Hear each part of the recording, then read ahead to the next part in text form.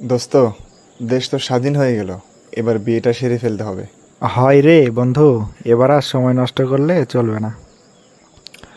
তাহলে তুই আগে কর, তোর তো গার্লফ্রেন্ড আছে। বিয়ের প্রপোজালটা করে ফেল। দেশ স্বাধীনের খুশিতে অ্যাকসেপ্ট করেও ফেলতে পারে। আরে ধুর শালা, ওকে এইসব পাম দিয়ে কাজ হবে না। ওর ফ্যামিলিকে হেভি ভয় করে।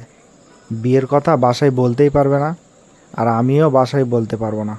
হেভি ভয় লাগে বাসায়। তাহলে সারা জীবন এভাবে চোরের মতো শুধু প্রেমই করে যা দুজন। বিয়ে আর করা লাগবে না। যত সব তার সেটা কোথাকার। আরে ভাই, এভাবে বদয়া দিস না রে। পারলে ভালো একটা বুদ্ধি দে, যেন বিপদ ছাড়া দুজনেই বিয়েটা করে ফেলতে পারি। কি বুদ্ধি যে দেই তোদের! পাইছি দোস্ত একটা বুদ্ধি। তাড়াতাড়ি বলে ফেল। এক কাজ কর, তুই তোর গার্লফ্রেন্ডকে নিয়ে পালিয়ে যা। ধুর পাগল, এটা একটা বুদ্ধি হলো? এটাতে তো আরও ফেঁসে যাব।